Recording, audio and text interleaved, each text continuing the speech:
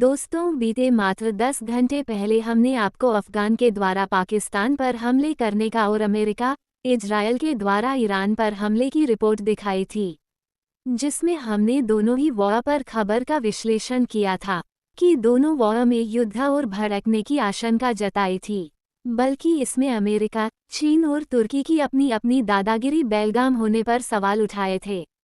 दोस्तों, पहले वो मात्र आशंका थी, मगर वो अब सच्चाई का रूप लेती नजर आ रही है।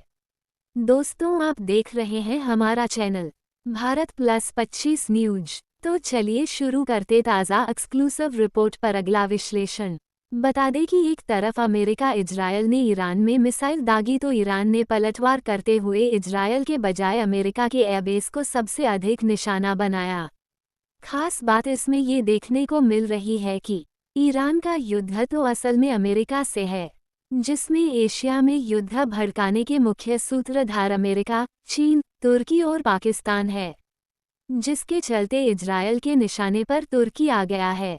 बता दें कि बीती दिवस में अमेरिका इजरायल के हमले से ईरान के सुप्रीम लीडर की मौत हो गई है, जिसके लिए इराक में 3 दिन का राष्ट्रीय शोक भी घोषित किया है।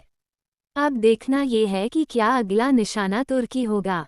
बता दें कि बांग्लादेश में हिंदुओं पर अत्याचार पर भारत के विपक्षी दल मौन थे, मगर आज ईरान पर हमले को लेकर पूरा विपक्ष मोदी सरकार को फिर जोर शोर से जुट गया है। हमारे देश के विपक्षी दलों के अगले प्रेजेंट को लेकर हमने पहले ही सतर्क कर दिया था, और इन्हीं प्रोजेंडों की मोदी सरकार को पहले से ही आशंका थी, जिसके चलते मोदी सरकार ईरान में रहने वाले एडवाइजरी जारी कर दी है। तो चलिए आपको पहले अपने देश के ईरान में रहने वाले नागरिकों के लिए क्या एडवाइजरी जारी है, उसके बाद तीस्ता फ्रंट कहाँ खुलने वाला है, उसके विश्लेषण के लिए एक खास रिपोर्ट भी आगे दिखाएंगे। अब खबर देखिए आगे विस्तार से। खबर अंतिम समय तक देखिए। अमेरिका इजरायल ईरान वॉर पर क्योंकि भारत की तरफ से इस वॉर के बीच एक बहुत बड़ा एक्शन लिया गया है।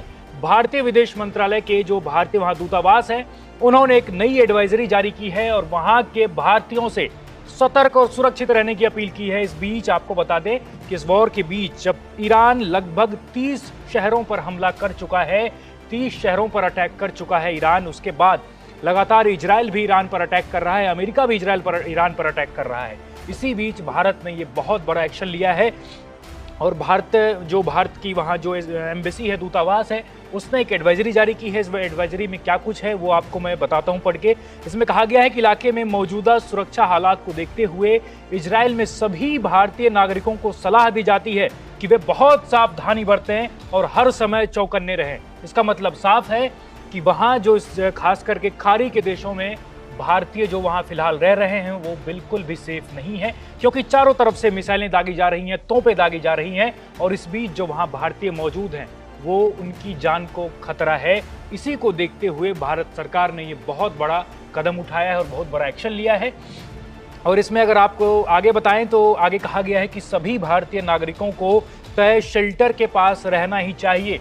जी हाँ, देखिए ये एक बहुत बड़ी बात है, क्योंकि वहाँ जो इंडियंस रहते हैं उनके लिए शेल्टर एक फिक्स किया गया है। तो सभी लोगों से अपील की गई है कि जितने भी भारतीय हैं वो अपनी अपनी जगह पर ही जाकर सेफली रहें, इधर उधर बाहर ना टहलें या भटकें। और खासकर ये बताया गया है कि जो आसपास की पुलिस प्रशासन है उनको अपनी जानकारी लगातार देते रहें, यानी उनसे संपर्क में रहें। और जो भारतीय दूतावास है, जो खाड़ी के देशों में भारत की जो एम्बेसी है, उनसे लगातार संपर्क बनाए रहें और अपनी जान की हिफाजत बना के रखें। और भारतीय नागरिकों को सलाह दी जाती है कि वे अगली सूचना तक इजरायल के अंदर सभी गैर जरूरी यात्राओं से बचें। तो ये भी एक बहुत बड़ा जो है इसमें पॉइंट है कि अगर आप इजरायल में हैं या उस खाड़ी देशों के आसपास हैं जहां अटैक हो रहे हैं, तो जितने भी भारतीय हैं, जितने भी इंडियंस हैं जो वहां माइग्रेट करके कुछ काम कर रहे हैं, पढ़ाई कर रहे हैं, जो छात्र हैं, वो बिल्कुल सतर्क रहें और जो भी अननेसेसरी जो यात्रा है वो वहां ना करें, इधर उधर ना भटके। जो शेल्टर होम जो भी शेल्टर उनको फिक्स किए गए हैं वहां उनके आसपास रहें और एम्बेसी को लगातार अपनी जानकारी देते रहें और बिल्कुल सेफ रहें। और भारत सरकार हमेशा अपने लोगों के लिए, अपनी लोगों की हिफाजत के लिए तत्पर है और विदेश मंत्रालय की तरफ से जो है भी कुछ बयान जारी हो सकते हैं बहुत जल्द संभावना है कि ये बयान सामने आएगा और उसके बाद जो भी बयान में कहा जाएगा फिलहाल वो हम आपको बिल्कुल एक एक पॉइंट में डिटेल में आपके लिए खास डिकोड करने वाले हैं। कह रहा था हम मध्यस्थता चाहते हैं, ये वक्त नहीं है युद्ध का।